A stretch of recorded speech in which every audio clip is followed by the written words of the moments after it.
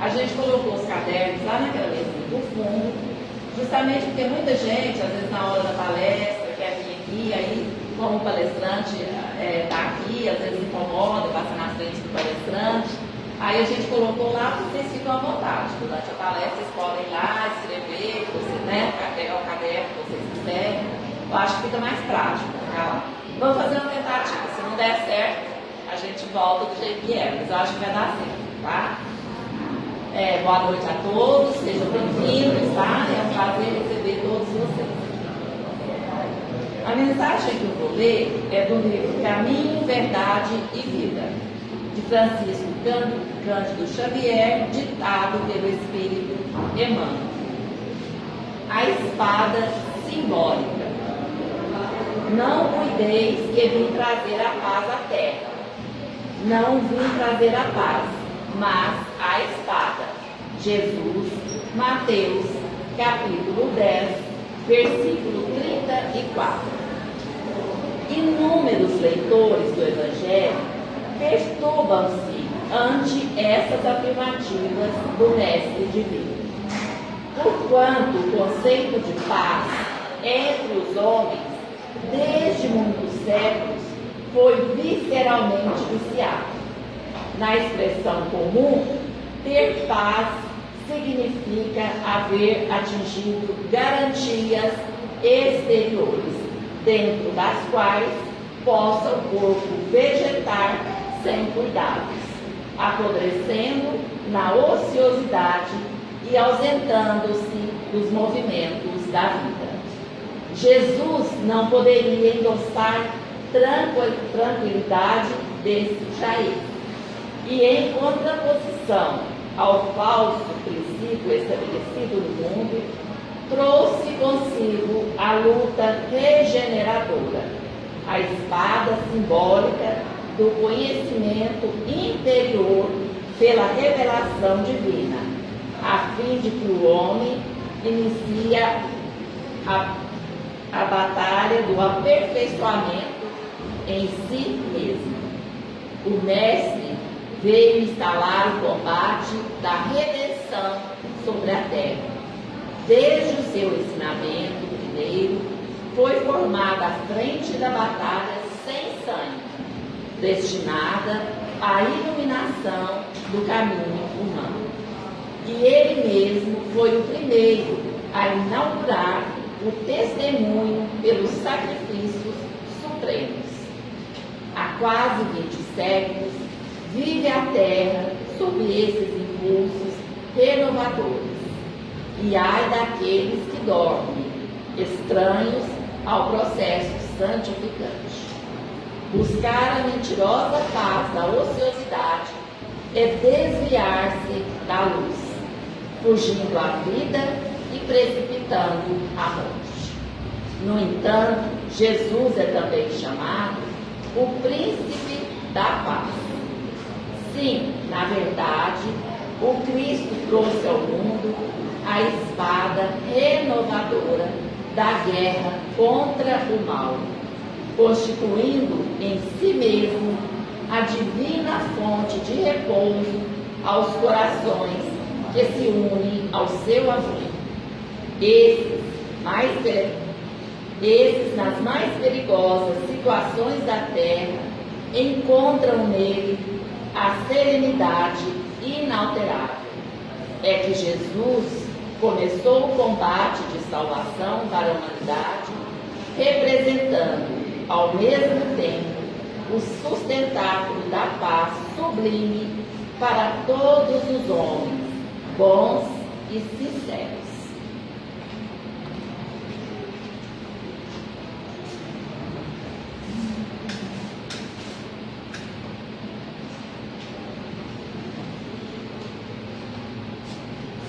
Nesse momento, vamos todos serenar os nossos mentes, pensando em Jesus, pedindo a Ele que nos envolva com muito amor, com muita paz, que derrame sobre nós muita luz, que nos envolva com seu amor, que nos ajude na nossa caminhada, que nos ajude a vencer tantas imperfeições que ainda que a gente possa, Senhor, melhorar a cada dia, deixando de lado a vaidade, o orgulho, que nos tornemos pessoas mais amáveis, mais caridosas, mais humildes.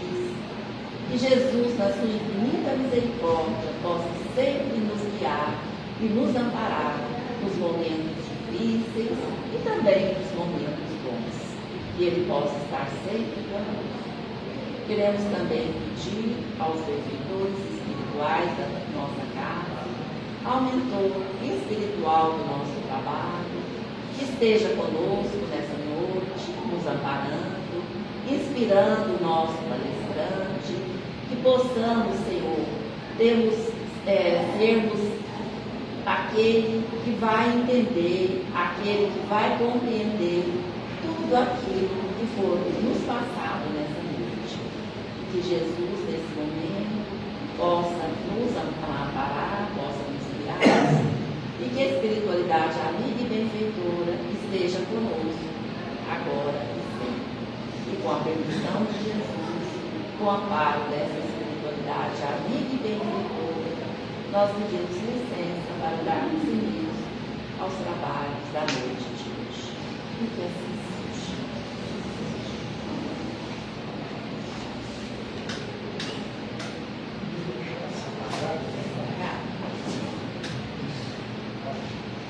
E é com muito prazer que a gente recebe o São João mais uma vez na nossa casa. Seja bem-vindo.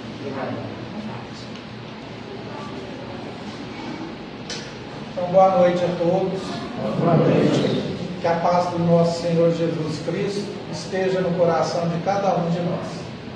Então, o tema que nós vamos abordar é este: a obsessão espiritual em jovens. Alguém aqui com mais de 40, 50 anos irá saber, será uma pessoa que pode dar um depoimento claro. Os jovens de hoje, comparados com os jovens de 40, 50 anos atrás, estão mais propensos à influência espiritual negativa, que é a obsessão. Quem parou para pensar vai ter dúvidas, mas a diferença é tão grande que aquele que já tem uma vivência perceberá claramente o quanto a população de jovens, não só no Brasil, como no mundo inteiro, está facilitada sobre a influência espiritual.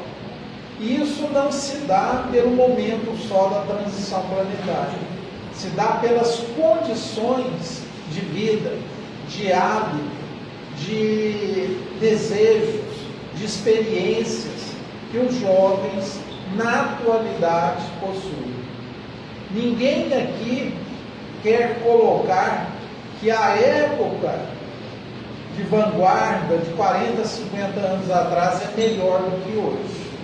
A vida nos trouxe muitas facilitações no estudo, no comércio, nas viagens, na comunicação, mas isso tem um contrapeso, e aquele que não utiliza bem estas ferramentas pode cair em desequilíbrio.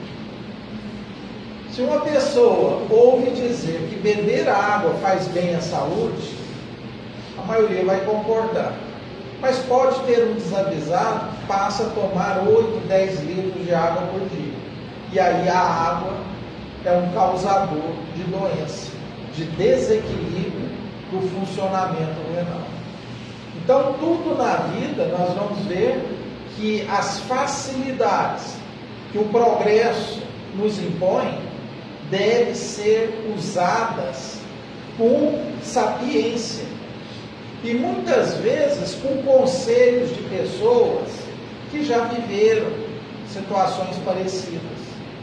Então, a independência pura dos jovens de hoje traz consequências negativas. E nós sugerimos esse livro, Deus Confia nos Pais, onde a autora Lúcia Moisés, que é uma educadora espírita, ela traça vários casos, várias sugestões em que os pais, os verdadeiros educadores, têm responsabilidades em transmitir tais conhecimentos.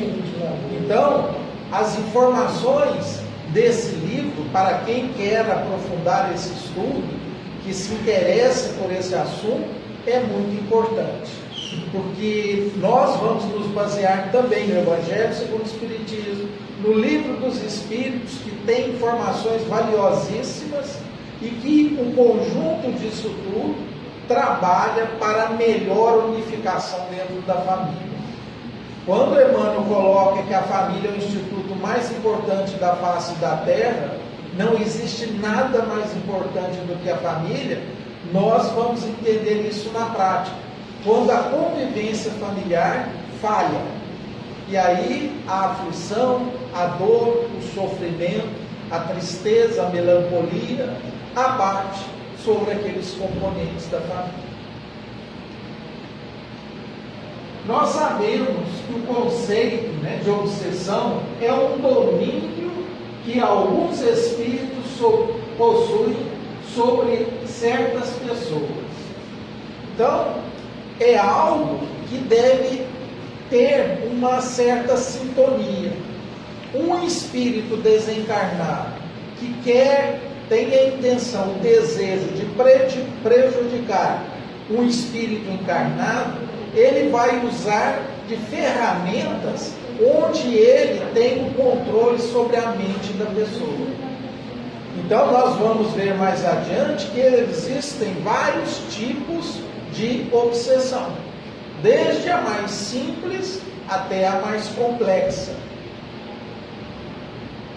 Já adiantando, falando das complexas, nós não vamos generalizar, mas boa parte, a grande maioria das obsessões mais graves tem a ver com vidas, com existências passadas. Então, um espírito que identifica o seu adversário e quer fazer a justiça com as próprias mãos e utiliza essas ferramentas para causar o mal, a perturbação, ele o faz porque essa convivência desarmônica do passado ainda não foi superada. Então, nós percebemos que a grande maioria dos habitantes do planeta Terra ainda não tem subsídios suficientes para perdoar verdadeiramente. E toda obsessão mais complexa, mais grave, passa por isso. Alguém que se sentiu prejudicado e que ainda não tem condições de realizar o perdão. Também é uma ideia fixa em situações deprimentes, provocando em nosso desfavor os eflúvios enfermiços das almas que se fixaram nas mesmas situações. Então, informação lá no livro Instruções Psicofônicas, do Francisco Hermes Xavier. Também é um distúrbio espiritual de longo tempo, com graves consequências em forma de distonias mentais, emocionais e desequilíbrios fisiológicos. Então, Joana de Ângeles também nos traz essa informação. Então, uma obsessão, ela pode ser leve, não permanente, passageira, que se resolve ao longo do tempo, mas pode às vezes evoluir para formas mais complexas, desde que as causas que originaram essa influência não são superadas. Então, toda imperfeição moral nossa é porta aberta para a influência espiritual. Nenhum espírito que verdadeiramente vigia e ora terá facilidades para a influência espiritual. Haja vista nas comunicações mediúnicas, espíritos obsessores revelarem: naquele lar eu não consigo influenciar a esposa, mas o marido eu tenho facilidade e acha graça disso. Ou seja, naquela constituição da esposa, não existem brechas, facilitadores para esse acoplamento e domínio de pensamento. Já o marido, que é o exemplo citado, ele reúne subsídios, condições em que o espírito terá facilidade em lhe exercer o domínio. Então, esse exercício, muitas vezes com habilidade, que os espíritos obsessores usam, não que eles não tenham inteligência, às vezes muito inteligentes, mas diante da condição inadequada de vida, de modo de vida, de pensamento, de hábitos, de atitudes, de ações, de afastamento de Deus, o espírito obsessor não gosta que a sua vítima venha numa casa espírita, ouça uma palestra, tome o passe, tome uma água frutificada, porque isso antagoniza a ação que ele perpetua. Então, toda obsessão, ela tem um início, vai ter um meio, certamente terá um fim. Mas esse fim depende única e exclusivamente da vítima. Enquanto ele oferecer o modelo ideal para a obsessão simples, a fascinação, a subjugação, ele trabalhará nisso incessantemente. Mas ao passo, onde houver a transformação, a mudança, onde aquela influência ela passa a ser fraca, ineficiente, o espírito se afasta. Outro diálogo que é muito importante, que reforça a influência espiritual, é quando o espírito diz: eu vou me afastar, porque existem pessoas que eu consigo fazer isso com facilidade. Aquela pessoa me dá muito trabalho, eu não quero ter trabalho. Então o espírito desencarnado, que no mundo espiritual pretende utilizar o seu tempo cometendo mal, ele vai procurar aquele que lhe oferece mais facilidades. Eles não querem muitos esforços. Quem já leu aquele livro, Aconteceu na Casa Espírita, vai entender essa situação, da facilidade que determinadas pessoas oferecem para que aquela multidão de espíritos sofredores que querem perturbar aquele ambiente, querem destruir aquela casa, utilizam, e muitas vezes sem muita atenção de quem é influenciado, porque o domínio muitas vezes de um espírito que está sendo influenciado intensamente, no caso a subjugação, o obsediado vai me dizer uma coisa que é totalmente errada, mas para ele aquilo é a maior verdade do universo.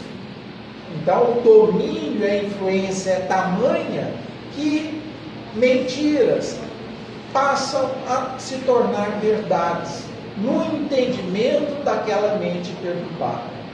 Então, quando se cita que existem eflúvios enfermiços sobre a alma obsediada, o espírito obsediado, é porque esses eflúvios podem causar distonias, tanto físicas como psicológicas.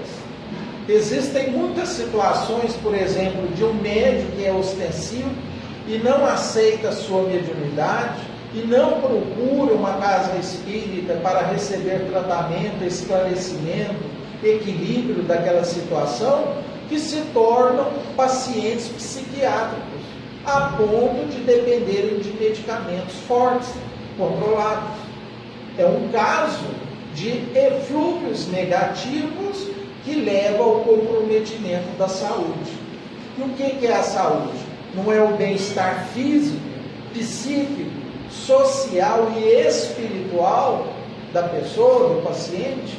Então, se algum grau exerce negatividade, a saúde está comprometida. No livro Instruções Psicofônicas existe um capítulo em que o Chico Xavier coloca doenças físicas que acontecem pela influência espiritual. Principalmente doenças autoimunes, doenças dermatológicas, distúrbios hormonais, transtornos do sono, que direto ou indiretamente vai prejudicar o bem-estar daquele ser. Então existem muitas maneiras do paciente obsediado desenvolver sinais e sintomas compatíveis com a obsessão. Então, débitos de vidas passadas, somados às imperfeições morais, são brechas para a influência espiritual. E essa figura, ela é muito marcante, porque a influência espiritual, seja ela simples, seja ela a fascinação ou a subjugação, se dá através do pensamento a pensamento. Não existe, como alguns pensam, que o espírito empodera do corpo do obsediado. Não. O domínio de pensamento, ele é tão marcante, ele é tão incisivo, tão profundo, que a vítima passa a achar que aquele pensamento é dela. E não é. É a ação persistente de um mau espírito sobre uma pessoa. É sempre o resultado de uma imperfeição moral, dando acesso a um espírito mau sobre o encarnado. Então, um espírito pode exercer uma influência espiritual negativa, não intencional, não consciente? Pode. Exemplo, alguém que desencarnou e ainda vive no período de perturbação, achando que se encontra entre o mundo dos vivos, está lá junto da família, vivendo. A influência, se alguém é mais sensível, passa a sentir aqueles eflúvios inconscientes, mas que indiretamente está causando mal-estar. Lembram do livro, Nosso Lar? Lá tem um exemplo clássico de André Luiz com as suas filhas. E o que move os obsessores? Já comentamos, a vingança, o próprio desejo de fazer o mal, o ódio e a inveja do bem, a fraqueza moral, o orgulho do falso saber e também as viciações, sejam elas materiais, sejam elas morais. Então o obsessor, ele adora uma fofoca, ele adora um comentário preconceituoso, ele adora um xingamento. Tudo isso nos afasta do Evangelho de Jesus. E a gente percebe que aquele espírito que mais sofre com a obsessão, ele tem um desinteresse total, até para o cuidado do próprio corpo. Um obsediado, ele não vai ter condição de ler uma obra edificante, recomendar, aconselhar, vai lá no Evangelho segundo o Espiritismo, leia tal capítulo, não vai ter interesse, ele está sob um domínio. Então, é importante que os amigos e familiares tenham consciência disso, que naquele momento o obsediado, ele depende do cuidado de outras pessoas. A independência dele foi sequestrada. Se deixá-lo daquela forma, a tendência é só agravar. Entre os jovens, quando está num processo de obsessão mais grave, o índice de suicídio aumenta muito. E hoje, todo jovem que suicida, nós podemos falar com convicção que 99,9% ele estava sob influência espiritual. Ah, mas a culpa então é dos obsessores? Não.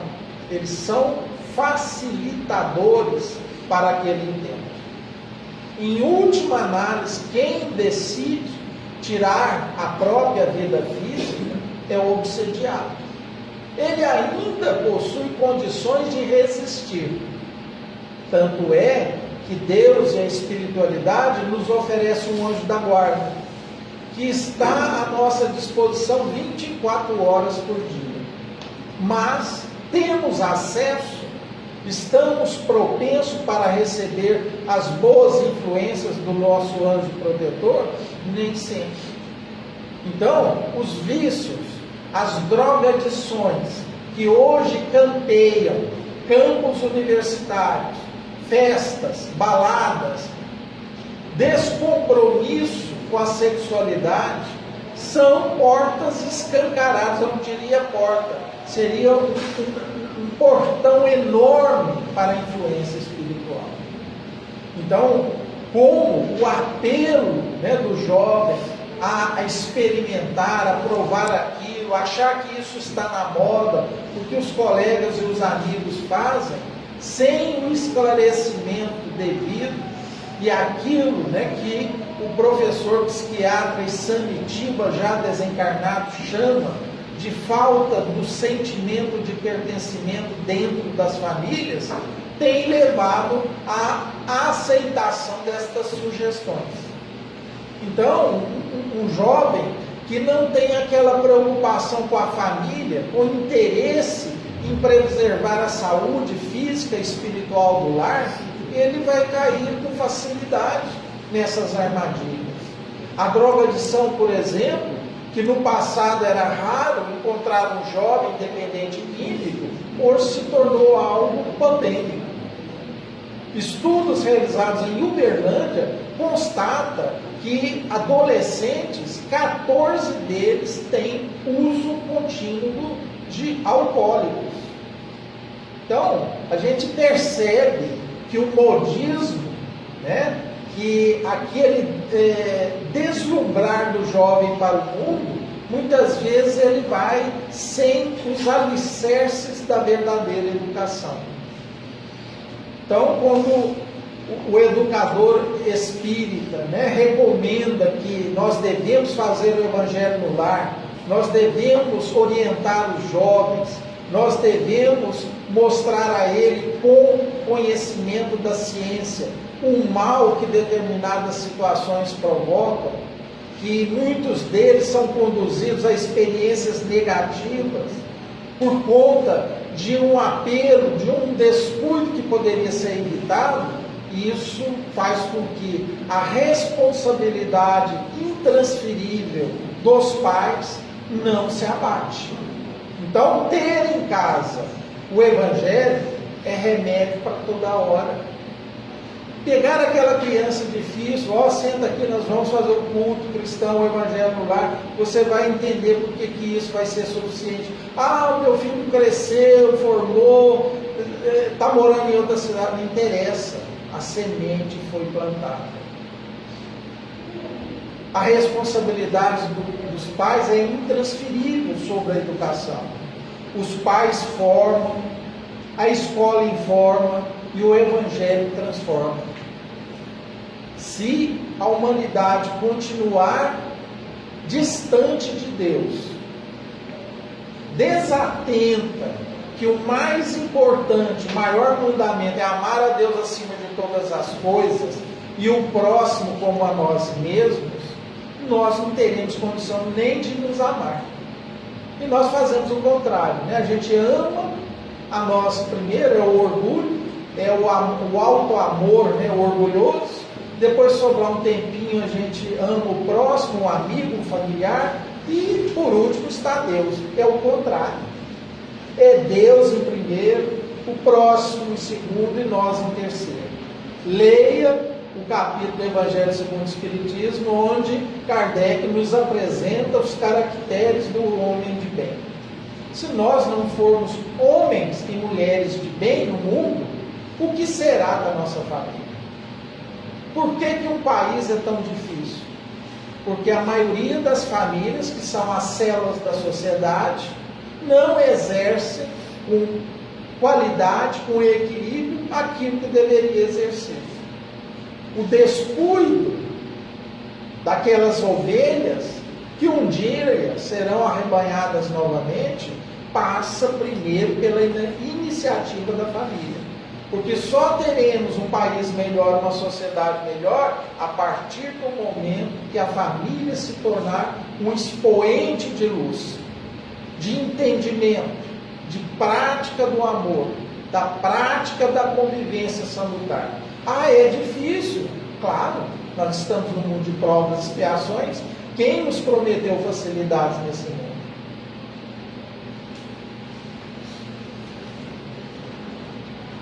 Então, quanto à gradação, nós sabemos que a obsessão tem muitas variedades, mas as principais, para não complicar, nós temos a obsessão simples, a fascinação e a subjugação. Subjugação é essa que Kardec trata no Livro dos Espíritos como possessão. Mas o termo possessão caiu em desuso, porque dá a ideia que o espírito obsessor toma posse do corpo. E não é isso, é uma subjugação. O obsessor oferece o constrangimento, impõe, imiscui, cria uma ilusão sobre o pensamento e cria uma constricção. Existem pessoas obsediadas que elas não se dedicam e não conseguem fazer uma leitura, assistir um filme, sentar à mesa para fazer uma refeição. Não tem autoridade mais para levantar da cama, tomar um banho, escovar os dentes, pentear o cabelo e vestir uma roupa. Estão com tanta influência, com tantos eflúvios negativos, que é necessária uma intervenção maior. Os responsáveis levar ao tratamento. Muitos passarão por psiquiatras. Pode resolver? Em alguns casos, sim. Mas muitos deles dependerão do tratamento espiritual. Então você está falando que o tratamento espiritual é superior ao do psiquiatra? Não. Nunca. A psiquiatria, aquilo que Deus ofereceu à humanidade como entendimento, conhecimento que a medicina e as suas especialidades nos oferecem, deve ser seguido. Mas o conjunto, tratamento psiquiátrico, tratamento psicológico, tratamento espiritual, a conjunção oferece algo muito maior para o equilíbrio e a cura daquela obsessão. O professor Inácio Ferreira, na época que ele esteve encarnado em Uberaba, ele dirigiu o sanatório espírita de Uberaba por mais de 50 anos. E lá ele conseguiu resultados frente à obsessão, à influência espiritual grave, como nenhum hospital psiquiátrico hoje em dia consegue. Lá ele tinha índice de cura superior a 40% dos pacientes internados. Mas o que diferenciava? Era a medicação? Claro que não. Naquela época a medicação era pior. Ela tinha dificuldades, intoxicava o paciente, não tinha diversidade de medicamentos que hoje o médico psiquiatra possui para prescrever. Mas tinha um tratamento desobsessivo dentro do sanatório, com médiuns competentes e dedicados. A conversa com obsessores, o passe, a água fluidificada, a oração, tudo isso fazia diferença. Então percebam, que a medicina que antes caminhava num sentido e a ciência caminhava no sentido e a religião em outro, hoje elas estão confluindo. Hoje no CID, o Código Internacional de Doença, o 744, mostra claramente a influência espiritual. Então, quando há uma influência em que ele mantém o seu aspecto fisiológico, ele tem consciência, ele passa aquele momento de transe e ele volta ao normal, isso não é uma doença neurológica, isso é uma influência espiritual. Até a medicina demandou séculos para entender que o mundo espiritual, aquilo que nós não enxergamos, tem fortemente sobre nós efeitos e consequências. que também obsediado, tem naturezas diversas que nós já citamos, desde as físicas como as psicológicas. É desagradável e inoportuno, cria uma paralisia do raciocínio e da vontade do obsediado. Então, a simples, a fascinação e a subjugação. Aqui, em ordem de complexidade. A simples, ela pode durar algum tempo e resolver, mas ela pode evoluir por uma fascinação. Tanto a fascinação, ela pode evoluir para a simples e obter a cura. A subjugação é aquilo que nós colocamos, que ainda a grande maioria do mundo de provas e expiações, quando chega nesse grau, porque existem crianças, jovens, tenra idade, que são subjugadas. No livro dos Espíritos, Kardec indaga qual o motivo da mudança que se opera no seu caráter a uma certa idade, particularmente ao sair da adolescência. É o espírito que se modifica? Então nós vemos isso. Conhecemos a criança com 7, 8 anos de idade, passamos um bom tempo sem vê-la. Aí ela está com 14, 15 anos. Parece que é outra pessoa. O espírito se revelou agora. Até então ele estava o quê? Meio que adormecido. As suas qualidades morais, a sua questão de bagagem ainda não se expressava antes da adolescência. É por isso que quando a glândula hipófise desenvolve, a glândula pineal desenvolve, surgem os caracteres sexuais secundários, ali o espírito terá o quê? O domínio e a expressão e manifestação do seu corpo. Por isso que a educação feita até os 8, 9, 10 anos, ela é o quê? Consolidadora. Aquilo que a criança recebe de bons exemplos, de boa conduta, de ética, de moral, de bom comportamento, fica com ela. É a argila que ainda a gente consegue dar forma. Depois que o espírito desperta para o mundo, junto com o desenvolvimento do seu corpo, está ali como ele realmente é. É o espírito que retoma a sua natureza e se mostra tal qual é. Comentário de Kardec. A infância tem ainda outra utilidade. Os espíritos não ingressam na vida corpórea senão para se aperfeiçoar, para se melhorar. A debilidade dos primeiros anos os torna flexíveis, acessíveis aos conselhos da experiência e daqueles que devam fazê-los progredir. É então que se pode reformar o seu caráter e reprimir as suas más tendências. Olha que interessante. Esse é o dever que Deus confiou aos pais, missão sagrada, pela qual terão de responder. É assim que a infância não é somente útil, necessária, indispensável, mas ainda a consequência natural das leis que Deus estabeleceu e que regem o universo. Então, pobre de nós se não tivéssemos a infância, porque a infância é esse freio, é esse filtro que facilita o quê? O desenvolvimento da educação do espírito. Então, por que viemos à Terra? Não é para evoluir, para crescer, para nos educarmos? Fatores desimpedientes da obsessão: agravos do passado, maus hábitos e viciações, que na juventude, infelizmente, alcançou patamares muito elevados, imperfeições morais, dá um orgulho, um egoísmo, uma vaidade. São situações que permeiam aos olhos do mundo espiritual a possibilidade de uma má influência. Afastamento de Deus. Não é só a questão da doutrina espírita. Qualquer religião que coloque o homem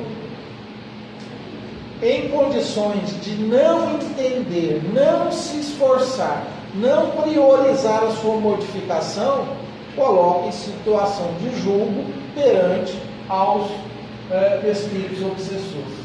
Ociosidade ou excessos, até um excesso de trabalho pode servir de instrumento a uma má influência espiritual.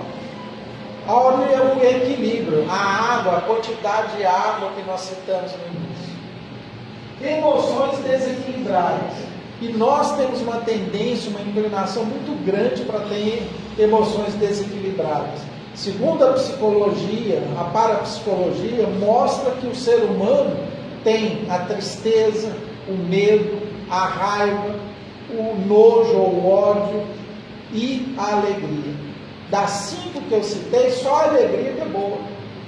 Então, se nós perdurarmos muito tempo numa situação desagradável, essa emoção negativa, ela pode despertar condições e facilidades para a influência espiritual negativa.